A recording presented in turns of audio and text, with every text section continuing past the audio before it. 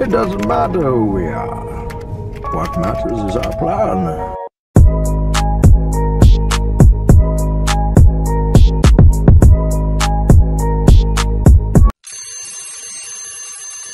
అందరికీ నమస్తే. ఈరోజు మన డే 233.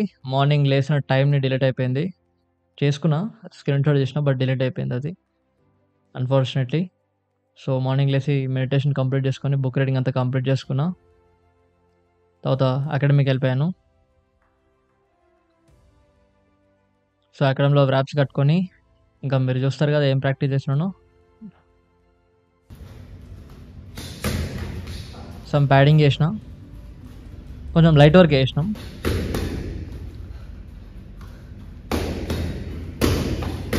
అంటే దాన్ని ఆ కాంబినేషన్ బాగుంది చూడండి, డిఫరెంట్ కాంబినేషన్. అంటే ఎదురుగా మనకు అర్థం కాదు. తర్వాత కండిషనింగ్ చేస్తున్నాం. ఒకప్పుడు బాగా నొప్పిలేసేది, ఇప్పుడు నొయ్యట్లేదు. అంటే మనం స్ట్రాంగ్ అయిపోయినాం దాని అర్థం. సో ఈ విధంగా మన ట్రైనింగ్ అయిపోయిందనమాట. ప్యాడింగ్ తర్వాత కండిషనింగ్. సో ఇంటికి స్టార్ట్ అయిపోయాను ఫ్రెండ్స్.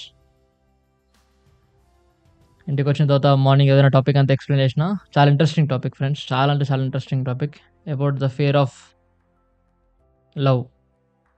సో బ్రేక్ఫాస్ట్ కంప్లీట్ చేసుకొని జిమ్కి వెళ్ళిపోయినా. జిమ్లో మనది బ్యాక్ అండ్ బైసెప్స్ వర్కౌట్ అనమాట. ఈరోజు వార్మప్ కంప్లీట్ చేసుకొని బ్యాక్ వర్కౌట్ చేస్తున్నా.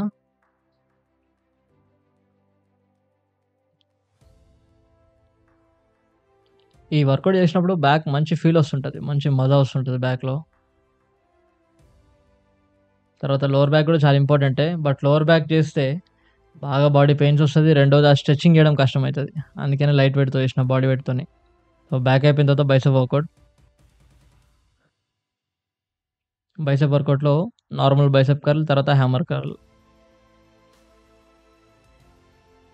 సో వర్కౌట్ అంతా ఫినిష్ అయిపోయింది ఫ్రెండ్స్. వాటర్ చాలా ఇంపార్టెంట్. రెగ్యులర్గా వాటర్ తాగండి, ఎప్పుడు టైం దొరికితే అప్పుడు వాటర్ తాగండి. సో వాటర్ని అయితే బాగా తాగుతా, జిమ్లో తాగుతా, ఇంట్లో తాగుతా, ఎక్కడైనా తాగుతా. సో వర్కౌట్ అంతా అయిపోయిన తర్వాత ఇంటికి రావడం స్టార్ట్ అయిపోయింది. సో ఇంటికి స్టార్ట్ అయిపోయినా అండ్ ఇంటికి వెళ్ళిన తర్వాత వీడియో అంతా ఎడిటింగ్ చేసి అప్లోడ్ చేసిన. That's all for today guys. Take care everybody. Watch the full video. అందరికీ నమస్తే.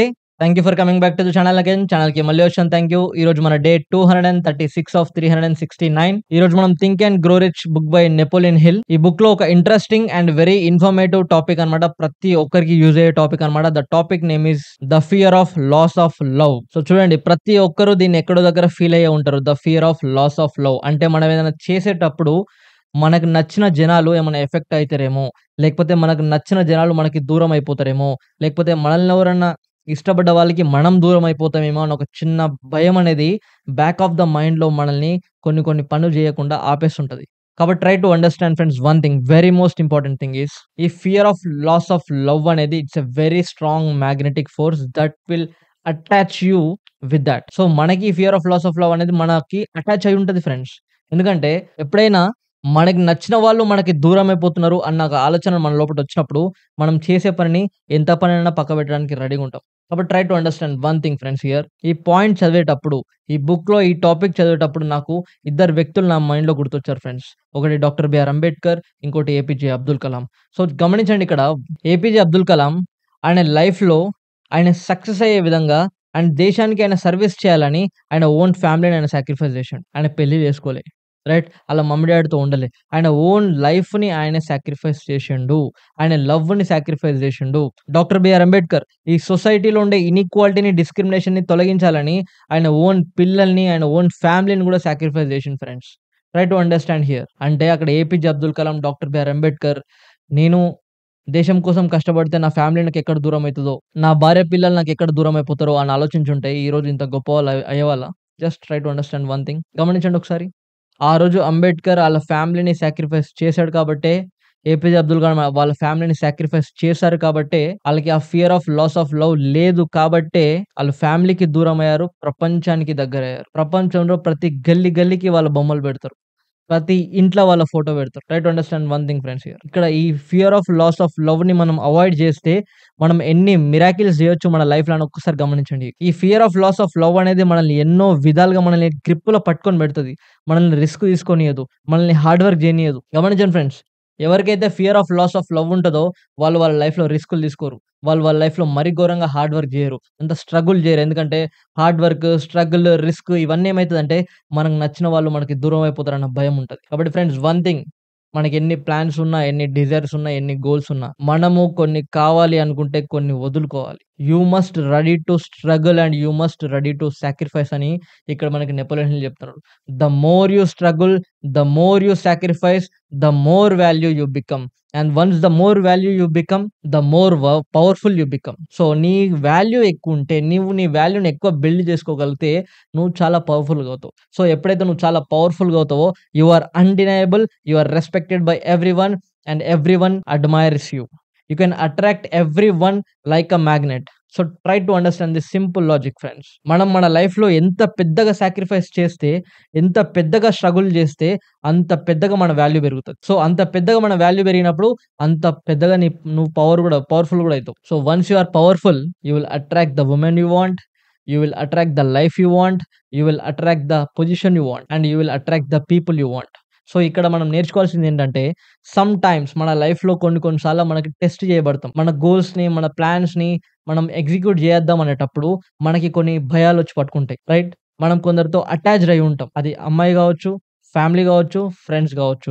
But you have to ready to sacrifice them for your goal. వాళ్ళు ఎళ్ళిపోతారేమో అన్న భయం నీ లోపట ఉంటే నువ్వేం చేయలేవు ఫ్రెండ్స్ అని ఇక్కడ మనకి నెపోలియన్ హిల్ చెప్తాడు. సో, వన్ థింగ్ ఫ్రెండ్స్, ఇక్కడ నేను ఒక మంచి పాయింట్ చెప్దాం అనుకుంటున్నా. ఒకసారి గత 1000 సంవత్సరాలు, 500 సంవత్సరాలు వెనకకెళ్ళండి. మనం అవన్నీ బుక్స్‌లో చదువుతున్నాం ఇప్పుడు. రైట్? అవన్నీ మనం చాలా బుక్స్‌లో ఏం చూస్తున్నాం? పెద్ద పెద్ద వరల్డ్ వార్స్ అని, పెద్ద పెద్ద రాజ్యాల మధ్య యుద్ధాలు జరుగుతున్నాయి.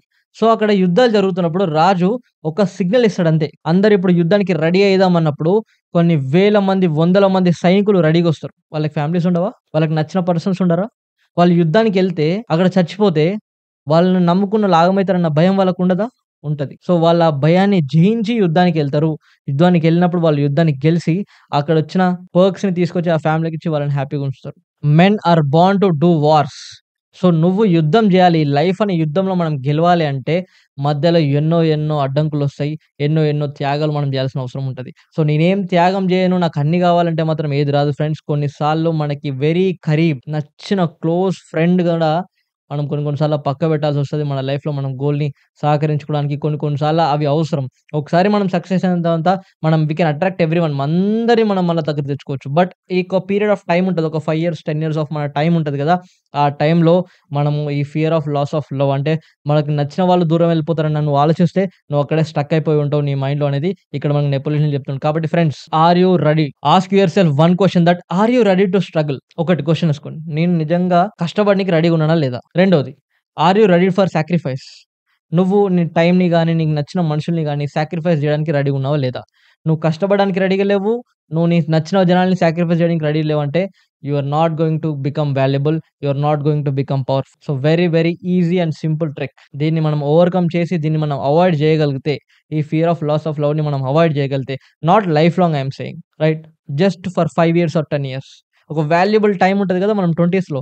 ఆ 20స్‌లో మనం ఎగ్జాక్ట్‌గా ఈ ప్రిన్సిపల్‌ని యూజ్ చేసి ఆ యొక్క ఎమోషనల్ అటాచ్‌మెంట్స్ నుంచి మనం కొంచెం దూరం జేసుకోగలిగితే మనల్ని మనం ఇంకెక్కువ రిస్క్ జేయగలుగుతాం. ఎక్కువ స్ట్రగుల్ జేయగలుగుతాం. మనకి ఎక్కువ టైం దొరుకుతుంది. సో, ఆ టైంని, ఆ స్ట్రగుల్‌ని, ఆ రిస్క్‌ని యూజ్ చేసుకొని మనం లైఫ్‌ని మనం బెటర్ జేసుకోవచ్చు.